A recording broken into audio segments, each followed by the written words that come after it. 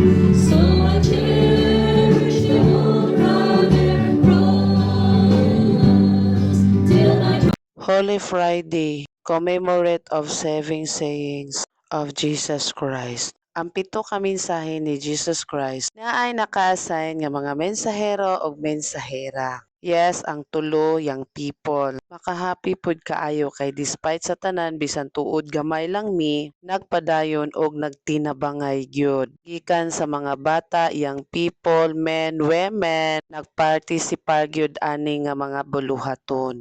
Salamat kaayo sa amo ang makugihon nga host pastor and Pastora Christian Jokson and Pastora Joylen Jokson. Kani nga mga Sa buluhaton cross sa dili kabayo. gid ni And this mapahigayon og word in wala Hebrew, pod word nga ilahang abandonment pagdumala. is Gahapon matawag nato nagpractice sa gyud mga pud ning mga pinaka-worst bata. nga So feeling sayo nga pod mi matibok sa usa ka tawo. nakasugod og nindot gyud paminawon ang mga mensahe nga ilahang gidala nga naka-assign pod sa ilaha. Nga na sinati pod nato base sa ato ang kinabuhi nga na-experience pod ug unsa pod naagian ni Jesus Christ sa cross. Kitang tanan na ay mga problema nga gipanghambid sa kinabuhi isip Kristohanon diha gid ta mag-matured sa ato ang pagkinabuhi. Mold gyud ta niya insakto pinaagi sa mga problema kung asa tataman or magpabilin ba ta sa iya o mo give up ba ta sa atong kinabuhi. God is good all the time, kalisud. Yes, makaingon kita sa tuwang kinabuhi no nga mosulod gani ta aning pagkakristohanon. Mura gid ta giay-ag pag-insakto. Daghang mga problema nga moabot sa ato ang kinabuhi. Pero despite sa tanan, bisan tuod problemado basta na ay Ginoo sa ato ang kinabuhi, nagaingon diri sa Nahum 1:7, The Lord is good, a stronghold in the day of trouble, he knoweth them that trust in Him. Daghang mga pamaagi nga isalig lang gid nato sa Ginoo ang tanan. Kay siya may naghatag, atoa lang pod itugyan ang tanan sa iyaha.